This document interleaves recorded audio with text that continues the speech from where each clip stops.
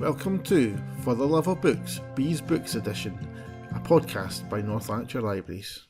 Hello, this is Pari. And this is Jenny, and we're here to talk about Bees Books. Jenny, you're very uncomfortable today because we've had changes made to technology against our will. Yes. Yeah, so, but we'll get through it, or we won't.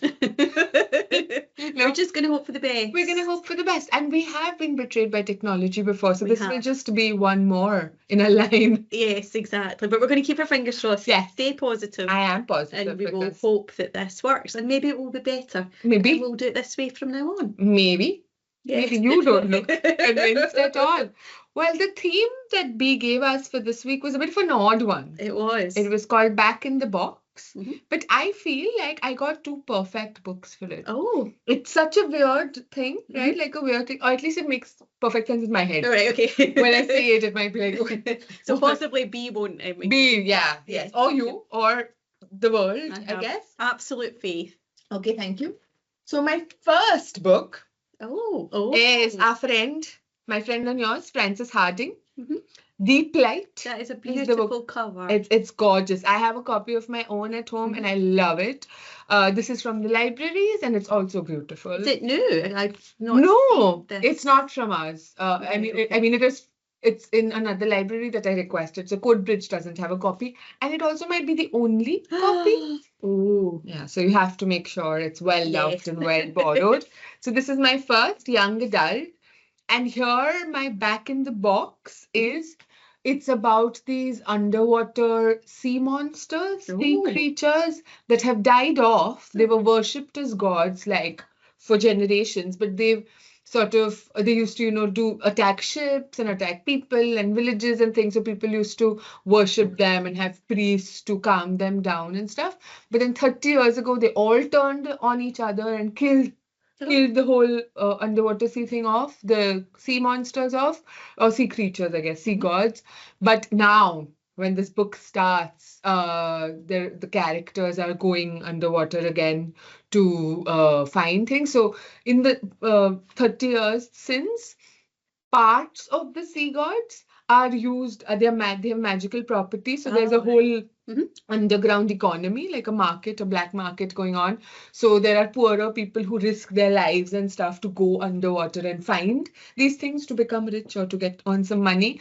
And the two characters go down in a bathysphere is what they call it, which sounds like a very steampunk thing. Yes, I've images of some kind of bath mixed in with like a submarine. I haven't looked it up, so that's my thing. Like I'm thinking it's like this round submersible with those glass, like metal glass windows. That's how and they go down and they find something that might be very dangerous for the humans involved. Something from one of the gods. So the god where it's a heart, as you see. I've seen the cover. It's one of the god's hearts, and the gods are trying to come back. So the back in the box is these gods because they were worshipped by some people, and some people still want them back, but I don't think they're good for the world. No. Right, okay. Yes, that's my first. That is perfectly. Thank you. Yes. Thank you. And my second book is called Horror for Weenies. Excellent. Everything you need to know about the films you're too scared to watch. This by is Emily my kind C. of thing. Hughes. I do not like horror movies. Me neither. And it just came in a few weeks ago, and I am a weenie. This book is for me. But I'm because horror movies are such a they're referenced so much in other movies and in books and stuff. So I just was curious about things, and here the back in the box is all the ghosts and the serial killers and the murderers back in the box. Back away, yes. Or the TV, like in The Ring, where she comes out of the TV. Yes. So she can go back in the box. So I think these both work. Oh, you've done really well. Thank you. It's going to put me to shame. So I have 3 books. Oh, wow. Okay. My first one is called Once Was Willem, by the wonderful M.R. Carey. Right. And it is set in sort of medieval England, where there are still, again, monsters, we would call them, not familiar things that we're familiar with. And I squeezed this in because monsters, monsters. Back in the box. Yes. Mhm. But the main story through this is about how a mother and father, their son dies, and they bring him back through a sorcerer. He's not called a wizard in the book, he's called a sorcerer. And what is brought back is not what they wanted. They want to put him back in the box, but obviously that's not happening. Once the box is unleashed. Yes. As Pandora, very well known. Yes. My second book is the second in the series. I spoke about Preston and Child before. I can't say this word out loud, Pari. Oh. I'm going to say it, but I'm going to say it wrong. I believe in you. Yes. Reliquary?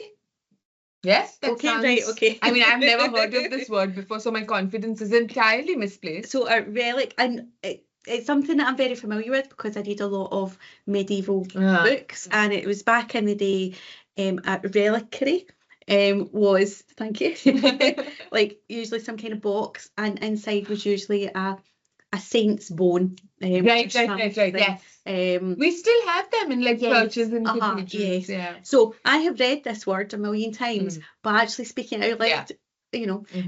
But this is the second book in the series, and in the first book, which I spoke about before, there was an expedition to somewhere, and they brought back something to the New York Museum, which was bad and ate people. And finished, but after it finished, there was the bit that comes after the finish, which is called the epilogue. Thank you.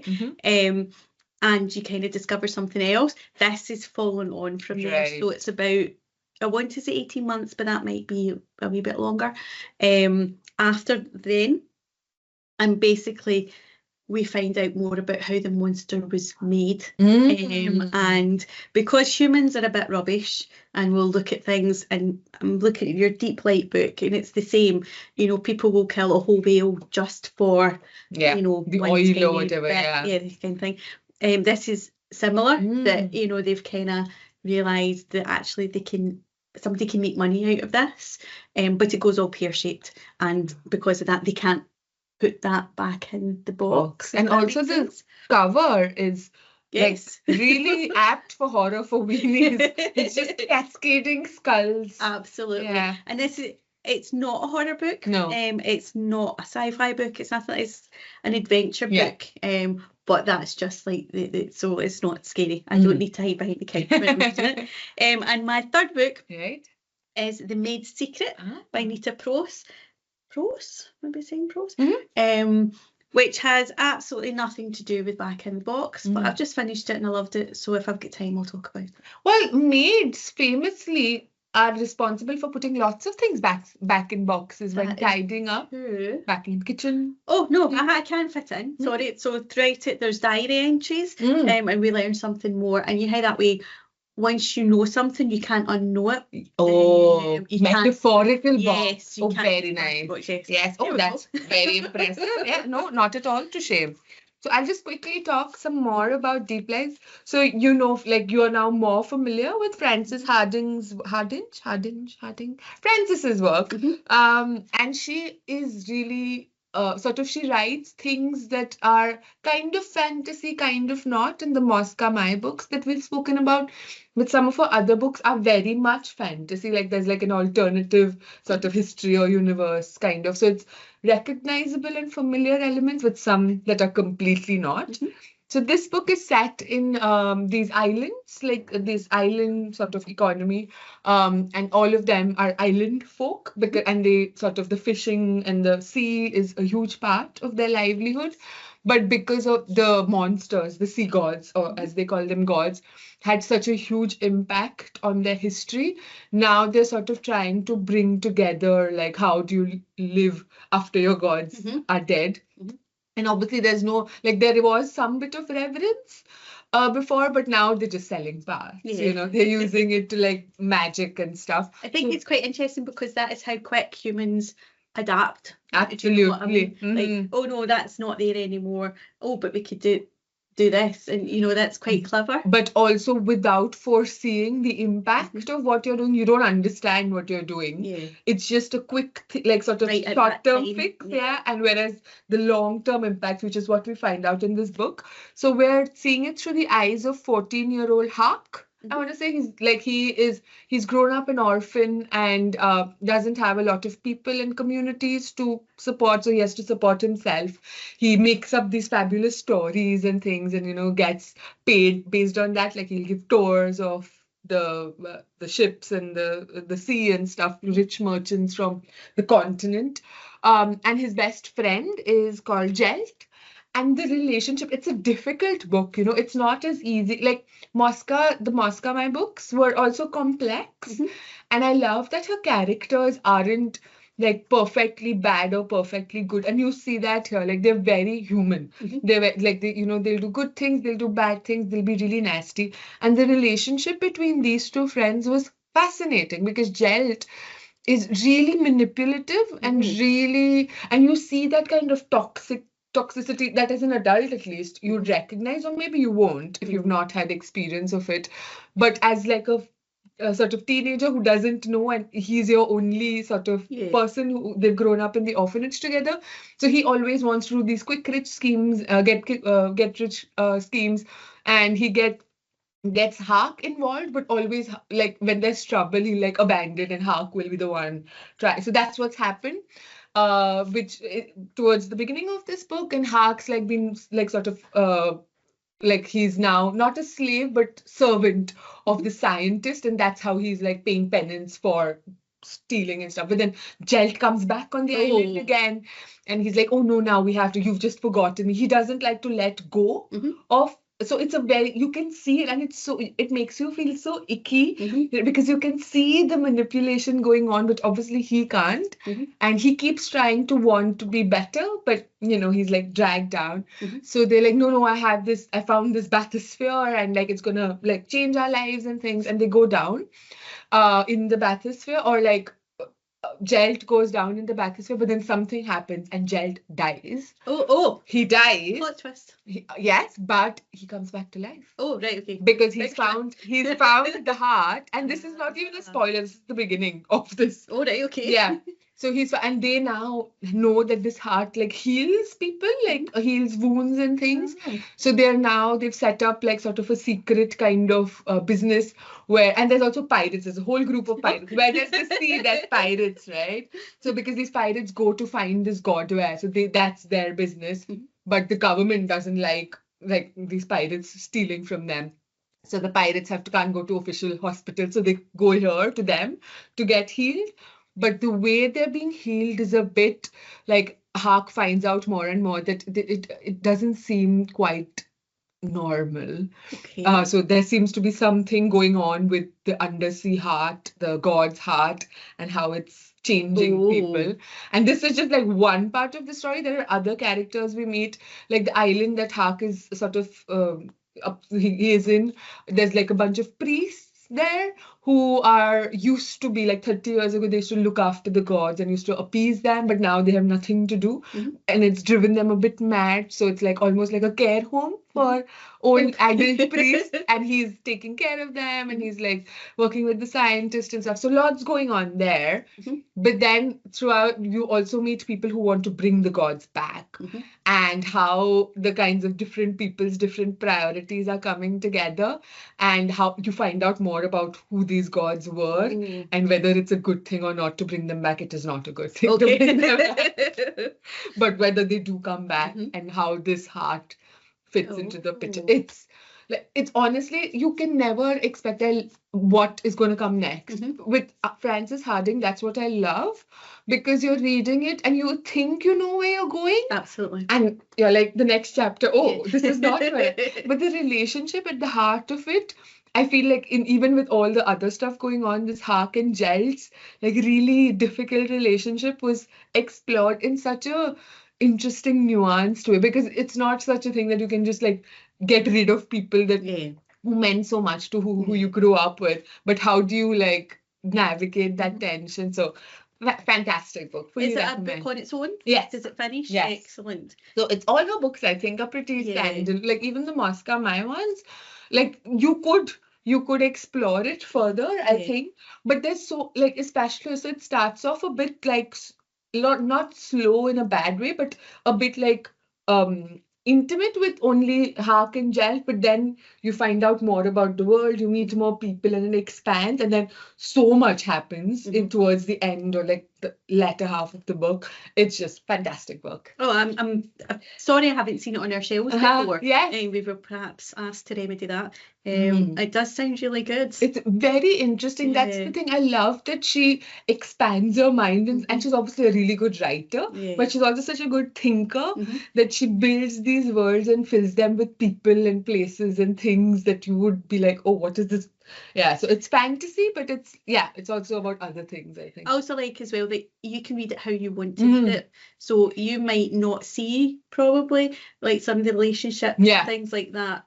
Like you might not see them realizing that you're seeing them if you see what I mean. It might just be, that's what I liked about the Moscow books as well, that there was stuff happening and you could just kind of, that's happening and that's fine, or you could like think more about it. You're right, she does write really well, and makes you kind of, and especially because this one's for young adults, like teenagers, right? And like maybe older middle grade, and they, like you say, they might not notice things, or they might, and they'll be like, oh, this is actually very recognized. It's really interesting in that way. So oh, very good. Well, I shall talk about my monster book, which is Once Was Willem. In fact, they both got monsters in them, so there we go. So M.R. Carey wrote The Girl with All the Gifts. Oh, yes. I don't know if you're familiar with that. Yes. Which is a fabulous book, and I would say to anybody, go and read it. Yeah. Another book that you don't quite know what's going on. No, exactly. It's one of those books that you start reading it and you go, what? But it's fabulous. But then you reach the end and, because you've stuck with it. This is another one that I would stress people might not want to stick with. Oh, right. But stick with it. So it's set in sort of medievally England, and it's kind of written not in old worldly English, but slightly different than what we're used to. So sometimes you had to concentrate on what was being said, which I found quite good because it did make you concentrate more on it. And so I seen more in the book than I would maybe if I was quickly reading it, if you know what I mean. If you're familiar with the language, you would just kind of so it was just wee random words that were different. So instead of saying certain, they would say certes, and things like that. So you had to kind of pause and work out, if you're not familiar with it, work out what it was. But I quite liked that. But I can imagine some readers might give up, might decide that that's too much work, but it's worth it. So Willem is the son of this mother and father who live in this village, and he gets poorly. The dad goes off to the next village to get a doctor. By the time he comes back, Willem's passed away. But mum and dad had spent so long wanting a family, and then suddenly, this came along, and then I think he's about 10, I want to say, when he dies. I might be making that up. This is already like the fact that he was dead and the title is called Once Was Willem. I'm already a bit. Yep. So there's other, like your book, there's other things going on as well, and the book is from Willem's point of view. So he kind of is narrating it and tells you what happens in places he wasn't there, but you know why he knows that, if that makes sense. Anyway, so he dies, and the mum and dad are really distraught, and then they hear rumours about this sorcerer who's arrived out with the village somewhere. They go and speak to him, and as payment for bringing Willem back, he takes a sliver of his soul, and basically his magic is based on people's souls. So if he maybe kills an animal, the soul comes in, and that's how his magic works. Right. That's how I read it. Anyway. So he says, yes, that's fine, but I'm going to take a bit of Willem's soul, as payment. And they're like, yeah, that's fine. Of course, wizards, sorceresses and things like that are always quite tricksy. Mm. When you make a deal like that, you have to be, you know, we both know that if you make deals with fairies and things like that, you have to be very, very specific. Mum and Dad were not particularly specific. So Willem comes back, has to kind of climb out the grave and everything. And he has Willem's memories, but he doesn't seem to have like the emotions and things like that. So he knows that that's his mum and dad and he knows where to go, but he doesn't have the kind of connection with them. Of course, he turns up and he doesn't look like Willem because he's been dead for a while. His body is, he has to work out where his bones go and things like that. So basically he looks like a monster to them, you know, he's all malformed. And although he has the memories, you know, basically mum and dad are aware that it's him but refuse to accept him because it's not what they wanted. So after a bit of palaver, he goes and lives in the forest because at that time England was covered in forests. And he meets other beings that are not human, that are not, you know, the norm of the time. So he meets like a kind of werewolfy type person, a person who can change like a shapeshifter almost. We learn a bit more about her and that's really quite interesting. There are a couple of ghosts. There's all sorts of people. Meanwhile, Sorcerer Badman has taken over. That's his name. I'm assuming Sorcerer Badman. I'm pretty sure he has another name, but no, I like Sorcerer Badman. Takes over the kind of, we would call it a laird here of that the village, and so a bad man has taken over. An outlaw has basically taken over, and then bad sorcerer man comes and takes over him. Because he has this prophecy that something in that castle will help him live forever. And that's why he came to that area to try and work out where it was. So apparently there is something living or is under the castle, and he wants to tap into that to make himself immortal because the slivers of soul basically keep him young. He's quite old, bad sorcerer man. And this is what he does. So some of his magic is just like, you know, smoke and mirrors, but some of it is proper magic. Anyway, so he's, you know, trying to do all this while the village is now kind of settled down a wee bit. You know, the monster's gone. They're living side by side with these outlaws. He's became the laird, and he's just like, yeah, just, you know, bow down to me like you did the last one. I'll pay my taxes to the king and all will be good. So everything's kind of settled down. However, bad sorcerer man decides that what he needs to tap into this power is children. So he wants all the children from the village to come to the castle so he can take all their souls and channel his power into this being. This is like textbook villainy. It's not, this is not, it's, you know. No. Yeah. Exactly. But there's wee side things that are happening as well, which are really, really interesting. And for all its fairly small book, there's an awful lot in it. And I'm not going to spoil it too much, but at the end, as we know, Sorcerer Badman will get his turnips, as the saying goes, does it? I don't know. Come up in. Yes, thank you. Nothing to do with turnips. But the gang, so like once was Willem. Of the oddballs. Yes, are kind of like a gang now. And what I want Mark Carey to do is another story. Because they kind of, you know, say, you know, yeah, we're kind of gang, we solved this. Although of course the villagers are like, no, that's fine. But I'd quite like to see another book with the same characters, to see maybe in 2 years' time. Oh, like Misfit Avengers. They all come together and they're saving the world, but they're all monsters. That would be fantastic. It's a wonderful book, and as I say, you need to stick with it because it is a bit difficult to begin with, but it's definitely worth it. And it's very different from The Girl with All the Gifts, but you can tell it's the same author, if you know what I mean. He has written quite a few other books which have passed me by. There's the Book of Coley, I think. Yes, I've been recommended that one. I didn't know it was the same one. I also thought M.R. Carey was Yes, so did woman. I. So did I. So there you go. Yeah. I think because the first book I read was Yes, The Girl the with All girl the with Gifts, all and the just gifts, yeah. and The Boy in the Bridge is the second of those. Okay.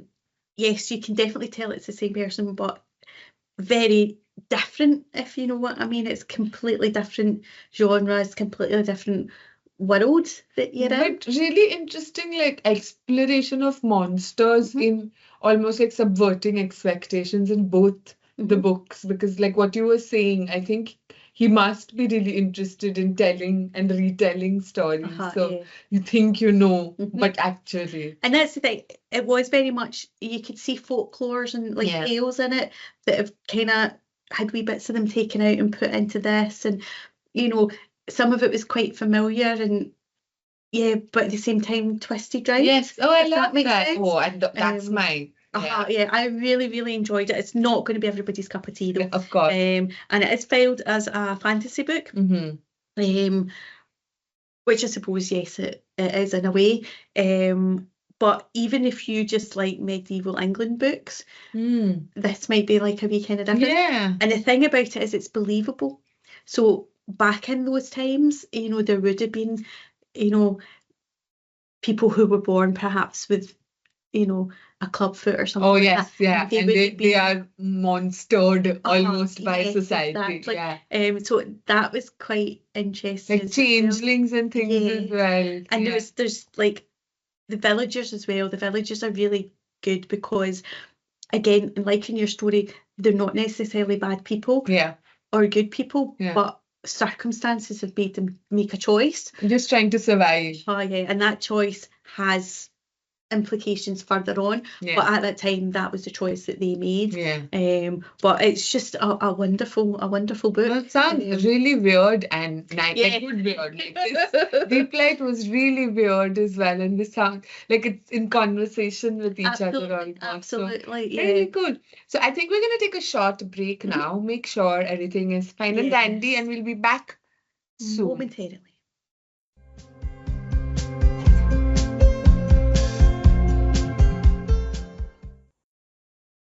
Okay, and we're back. Everything is indeed Yes, fine and yes. dandy. So maybe change was good, Jenny. Yes, Yes. I'm against change, Mhm. but often when it happens, Mhm. you think, why was I against that? However, sometimes. Sometimes, yeah, Mhm. yes. Mhm. So I'm going to talk about my second book, Yes. if that's okay, Pari. It's by Douglas Preston and somebody child. Lincoln Child, Uh-huh. I think is his name. And as I say, it's the second book in a series, and they do suggest that you read those two after each other. Yeah. The rest of the books with the same characters, you don't need to read in order as Oh, that. are there more in the Yes, series? yes, there's lots and lots and lots. Okay. I will read them in order because I'm Yeah. an orderly person. But these two definitely you need to read in order because it's basically one big book, Connected, yeah. you know, cut in half. So the end of the last book, as I say, they killed the big monster.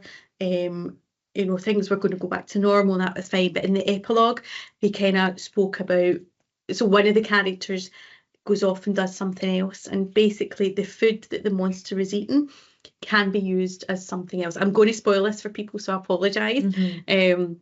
Go and read it and then come back and listen. So basically the food can be turned into a kind of drug. So the character basically takes the it's kind of like seaweed, like lily pads type thing, takes that and starts messing around with it to try and refine it into like something that, you know, becomes a proper drug. So it's quite addictive. So but when you take it, we find out that that is how you change into what is the monster. Oh. But he's refined it. So although there are changes, physical changes, they're not as far forward as, you know, the big monster. However, you still have the need for this drug, and basically, yes, killing people is what they like to do. In the first book, you know, the monster eats something in people's brains, and this is what they need. So that's kind of going on, but we're back at the side of a river. Basically, there's a bit of a flood and a couple of bodies wash out, and one of them is quite malformed, and they've both got no heads. So this is where the investigation starts. You know, they're kind of looking at this. At that time, we don't know that there's any connection, but as you're going through the book, you realise that this is what's been happening. Right. So some of the characters come back. The main character, who is called Pendergast, he worked for the fantastic name. Aloysius, I think his first Oh, name. wow. Yes, Even Aloysius better. XL Pendergast is the FBI agent who was involved last time. He appears, and the lady from the museum comes back to do some of the research on, you know, the bodies, because they take them to the museum instead of the police headquarters for some reason I cannot remember. I think because the museum's got better testing things than they want, because they've not got the heads, they need to do some testing. However, very alarming that they've not got the heads. But what I loved about this book was, I loved the first one because it was set in the museum and you got that whole atmosphere of this big, you know, natural history museum, and you're walking down the corridors and there's, you know, heavy breathing monster behind you, and in front of you there's full-sized elephants, things like that. I loved that. This one's set underground most of the time. So the creatures, the drug people have went underground, and you learn a bit more about, because obviously it's not based on fact, but you know, that there are underground tunnels under New York, and there's layers and layers and layers. So apparently there's like a lot of layers, and apparently back in the day, very posh people, like the ones, the big hotels and things were named after, like Astor and things, decided they wanted their own train tracks so they didn't have to mingle with. Yes, I've heard of this. Yeah, so we're down there basically because these underground people are now getting killed off as well. So the homeless people that have went underground to live, and bear in mind this is sort of in the 80s, 90s, so we're talking about Vietnam, soldiers and that have come back and been displaced. A lot of them have went underground, and they're having families, and their sight are changing because they're underground all the time, so they can see better in the dark, and they're living off, like, some of the train tracks and that have still got electricity going through them, so they're kind of, it's like a whole other world. But the bad monsters are now killing them off to try and get the nutrients, I suppose, that they need, that are just in your head, and so of course nobody's interested in homeless people getting killed, if you know what I mean. But because now these two bodies that have rolled out into the river are more well-known people, one of them's quite like a socialite. Of course, now people get. Yes, exactly. And her mother is very much, you know, on this kind of, I need to find out who killed my daughter, etc, etc. So she's got her own wee kind of sideline going as well. She's trying to invigorate all the kind of posh people, like the people with money, to take back the city from, you know, what she thinks is the homeless people that are causing this. So there's loads again going on. It's absolutely brilliant. What I loved was when they go underground and they go through these tunnels and then they walk out and there's like a whole train station, and there's chandeliers and the remains of, like, you know, red plush carpets, and there's pictures on the wall, which a lot of people don't know about because, you know, time has went on and it's just myth and legends now. But they walk in and there's this, you know, I mean, it's all covered in grime and because it's underground and it's not been looked after, but you can see this kind of, it reminds me of Titanic. If, you know, you stepped onto Titanic now, which you can't do, but you would still see that splendour. Yeah. You know what I mean? Although it would be destroyed. Sort of degraded. And I thought that was brilliant. I loved as well these kind of underground homeless people. They've basically made their home underground and are fairly happy down there. They're having families and they're just getting on with things. They pop up every now and again if they need to get food. They've got runners that will go and find food.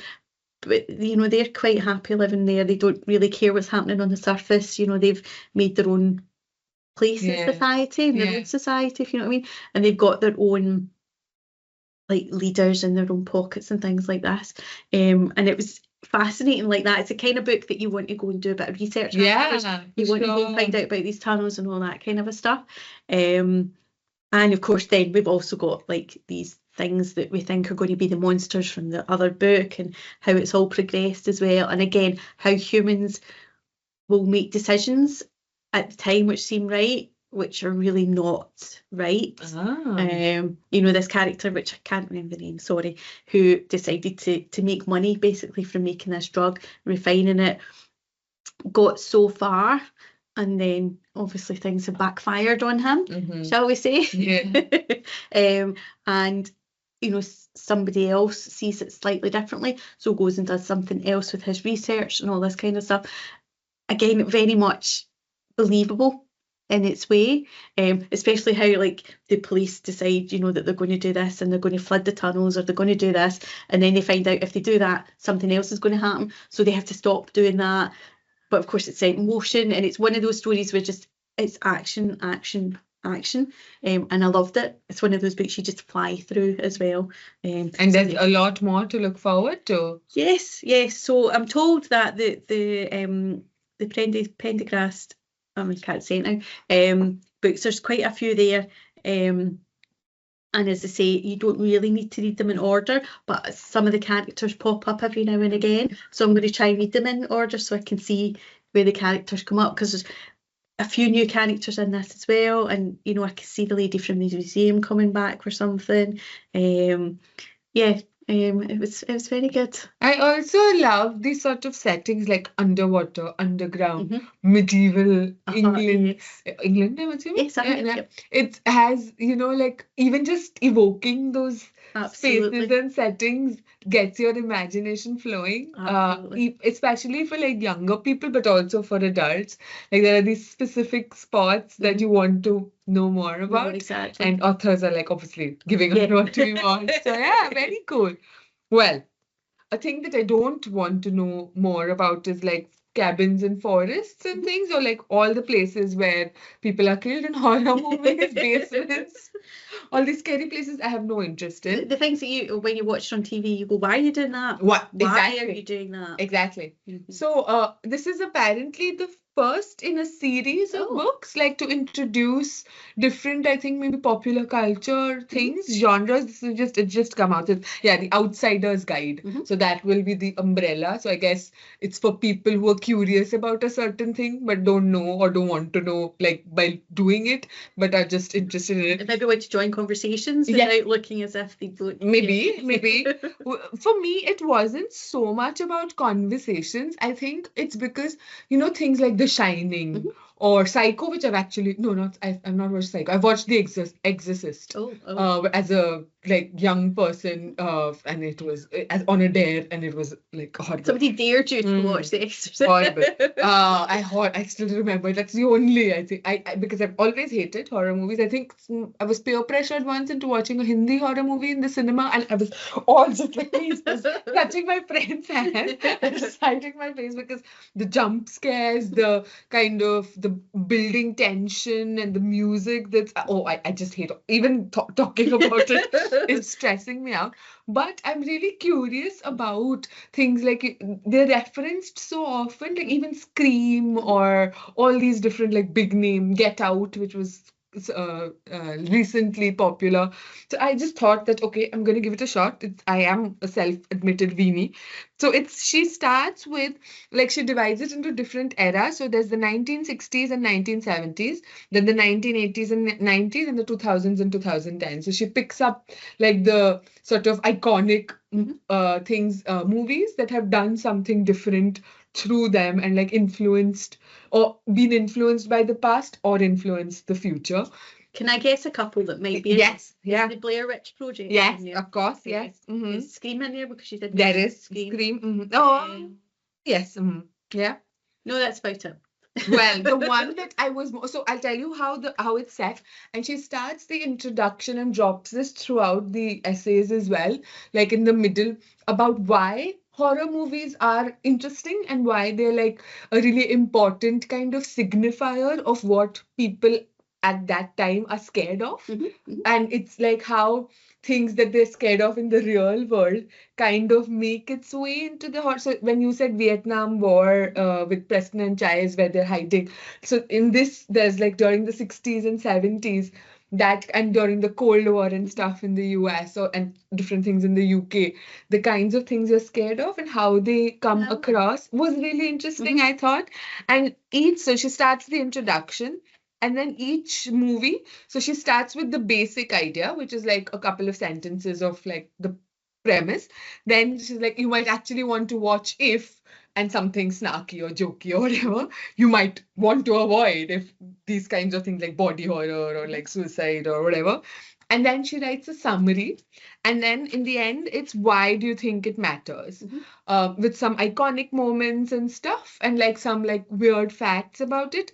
And in the end, she recommends books for people who are too scared to read but to watch but would like to read, which sounds like a really like textbook kind of thing, but it's actually done so well. Like it sounds much, I think, duller than it is because she has such a sort of a fun voice. Like she'll make like these snarky comments about like the horrible decisions people are making or the horrible characters that there are, or she'll like throw in like a sort of joke here and there. So when I was reading this last week on the train to and from work. And some of the things, like it's like a proper plot summary, but it's not like a Wikipedia plot summary which has no nuance and no personality. These plots, so it's almost like reading short stories. So you can tell somebody's like written it. Yes, you know what I mean? exactly. Yes, it's a writer who's written it as opposed to someone who's just giving you information. So it's like information, but with like sort of skill behind it. And the one that I was most traumatized by was the Texas Chainsaw Massacre. Oh my God, Jenny. Oh my God. I was like on my commuter train coming in because that's the train I get to work from Glasgow. And I think my face must have made like, I must have said, what? Were people avoiding you in the train? They must. I mean, I would have avoided, to be honest, because my face kept being like. Were you reading it or listening to it? Reading it, Probably. yeah.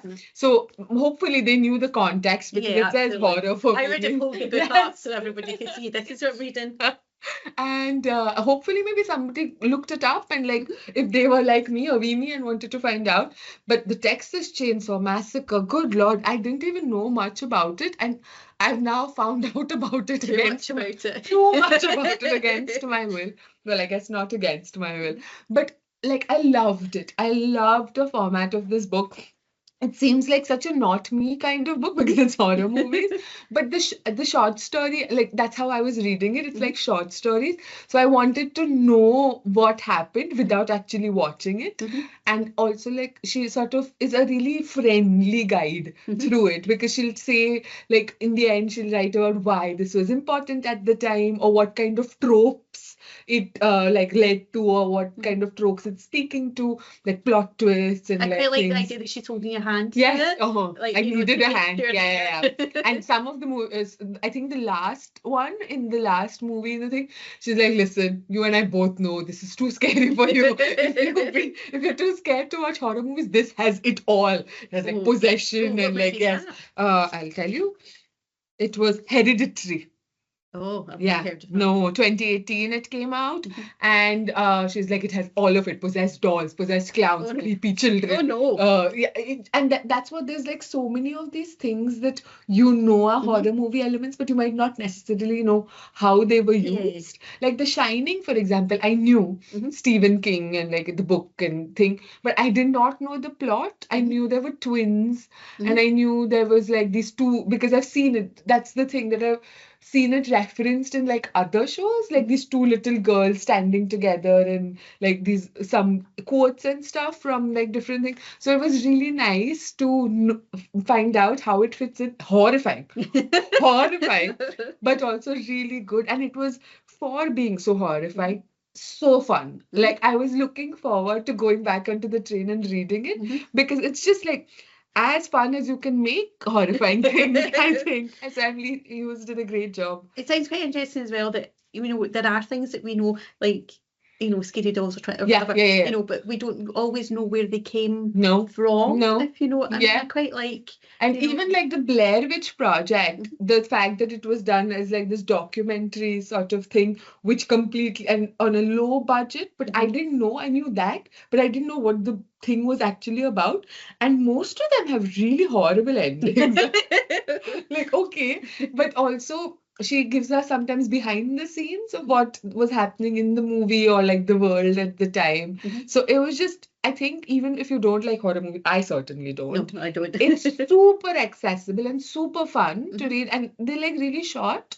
So it is like just short essays or short chapters or whatever, and it's not it. You might think it feels like a textbook, but it's actually like I'd love to see what more outsider guides come in and read it, because I think the format and at least her voice works really well. I'm sure there'll be other people writing other kinds of books, so it might be hit or miss, but this one definitely. I think we would both read if there was a science fiction fantasy Yes. one, or something like that, and that would be quite good. But I would also really love to read about things I'm not super familiar with, like wrestling, for example. I don't know so much about wrestling. Yeah. Careful. Yes, but Jack, my partner, he's really into wrestling. Like, and he tells me like the things about why it's like cool and important and whatever in terms of like the cultural stuff. So it would be nice for me to read something like this. I suppose, because we both know fantasy, but if you didn't know fantasy, that is what you would exactly. It's kind of opposite of what you would think. Yeah. Because that's why it's called the Outsider's Guide. So it's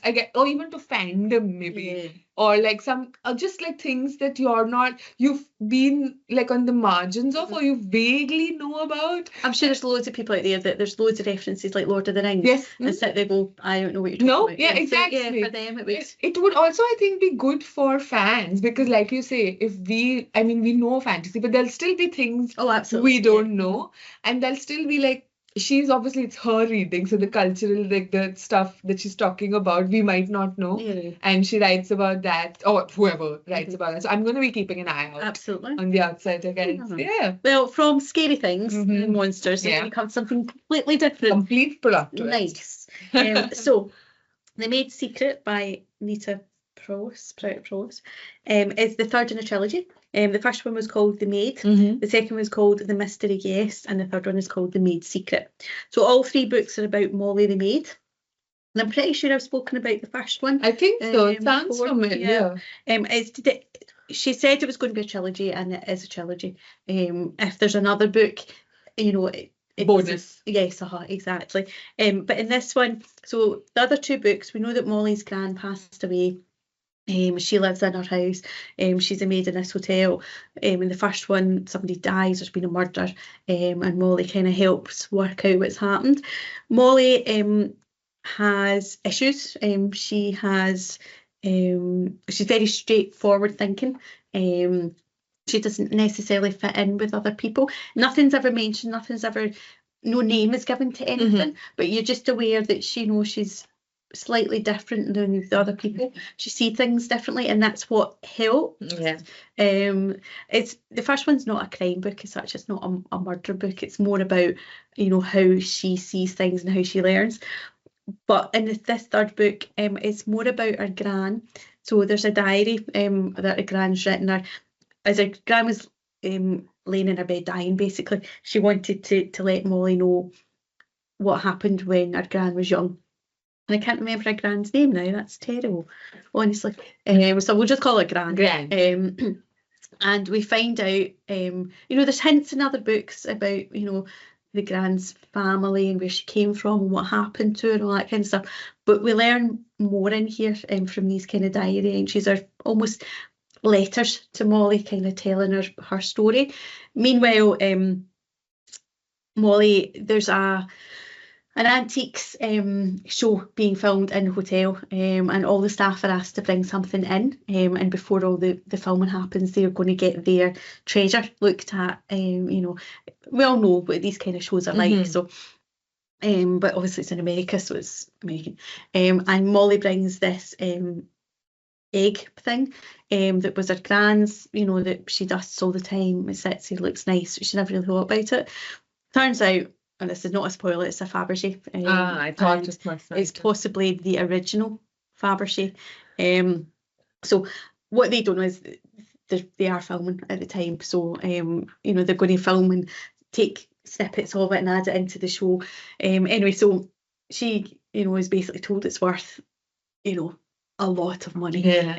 And she faints.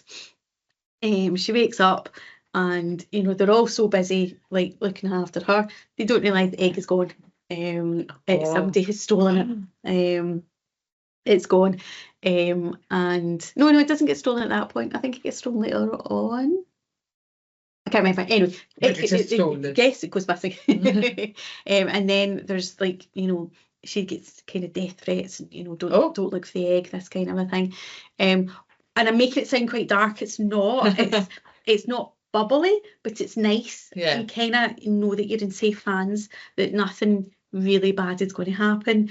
You know, it's going to have a nice ending. But what I liked about this one compared to the other ones, which I did like, was the story going alongside it. So basically we're learning where this egg came from and why it was in her grand's possession and everything. And it's just a lovely story. And as I say, I've squeezed in because, you know, once you know something, you can't unknow it. You know, we might all want to know something, but sometimes it's not what we think it is, if that makes sense. Yeah, you don't, like in the other books you were talking about, you don't foresee the consequences. No, exactly. Like exactly. you're like scratching a very immediate itch, but exactly. But it's really well done, and I'm assuming that she kind of had these 3 books in her mind when she started writing, because they are very much joined together. And it ends. Yes, yeah. And you see the development of Molly, and she kind of, you know, rises up. She's still like a maid, but she's now head maid, and she gets to write, you know, the kind of rules and things like that for the maids, and now she's been put in charge of events as well because of her unusual skills at planning and things like that. It really suits her, and her very forward, like, talking. It's basically, you know, don't put that there, you know, whereas other people would go, or, you know, that kind of thing. She's very much, and it works for her. And it's just a wonderful trilogy. What genre would you class it under? This one's under crime, and it does say mystery on the cover. Okay. But I wouldn't class it as a crime as such. I would class it as just like a kind of general fiction. Because I think that would appeal to more people. Yeah. I think it's not like a hardcore crime where there's like a murder and you know there are police there, and the first one somebody does die, but there's more out with the crime than the crime itself, if you see what I mean. I'm using hand gestures here. So yes, I think they are possibly all 3 of them filed as crime in our libraries. And yes, you know, people who like crime, cosy crime, I would say. If there was another kind of even cozier crime genre, I think it would probably be pegged in there. Okay.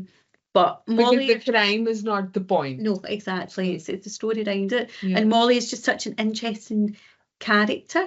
I like that Nita has taken this, not given it any kind of name, but just went, you know, here's somebody who's slightly different than other people where she works, and she sees things differently, and that's a bonus for her because it means that she sees things. You know, and there's a bad maid. I mean, she's not bad, but you know, she likes to do things on the side. You know, she's the kind of one that if there was somebody famous staying in the hotel, would steal their pants and then sell them on you know, an auction site.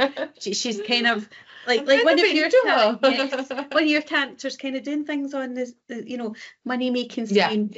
But she's also quite lazy. None of the other maids like her because she just you know, she'd rather steal some pants than actually tidy the room, if you know what I mean. You know, she'd eat the chocolate. Different strokes. Exactly. And Molly kind of tolerates her and is trying to make her better, but she's quite reluctant, if you know what I mean. But just you saying that, different folks, different strokes for different folks.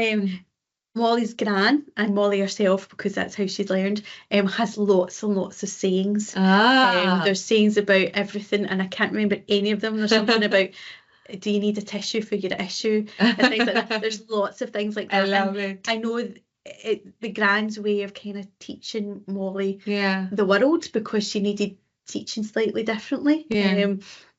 But you find out where some of these sayings have actually came from. Ah. That the Gran knows the saying, if you know what I mean. And yeah, I feel like that. we don't use sayings enough. No. I've learned from my Scottish co-workers some Scottish like grand phrases, and I love learning them. I need to I also keep forgetting, so I need to Write them sort down. of, yeah. Yes, The one that I learned and remembered most recently, I think, was wouldn't call the Queen my auntie. Oh, Isn't that fabulous? I have not heard that one So it before. means I'm so content with life and with just my situation that wouldn't call the Queen my auntie. Don't want to be a royal or don't want the privilege. I'm just happy in my Happy as little. I am. Yeah. I've not I heard that love one it. before. Yeah, There you so go. I'm sure that, and you will probably find it one day, that there will be a book out there that is exactly that. I bet there is. I need to go look up And we it. would quite like it if Emily had written that. The Outsider's Guide to Grandmother's Phrases. Yeah, make it happen. Make it happen. I would trust Emily with my life, I Yes. think, at this point, because I did. She was a very friendly hand through the murky Also, she underworld. knows all the bad things, and she would guide you away from the bad. You're right. She is. I think she's young, but she has that grandmother She would energy. not let you go into that forest. No. She would avoid that cabin. She would not go into the basement, because why would you? She would turn on the light. Yeah. Yeah. Or she would just not be into creepy things. No, exactly. So, well, what about next time? I think we boxed everything and We put them did. all back. So B is being a bit strange at the moment. I think she likes to keep us on our toes. So our next theme is knock knock. Oh, that is a bit sinister. Yeah. I feel like I'm a horror for weenies. That's quite funny, because I automatically like to knock knock jokes. Oh, did you? Oh, we went in very different directions. And perhaps that's just the books that we've been reading That's recently true, that maybe. has influenced that. Maybe, yes. So I like knock knock too. Or a visitor. Maybe just a Yes, visitor. visitor And not again. necessarily a murderer. No. Yes. Well, we'll find out what we bring. But thank you so much for listening. Thank you. Bye.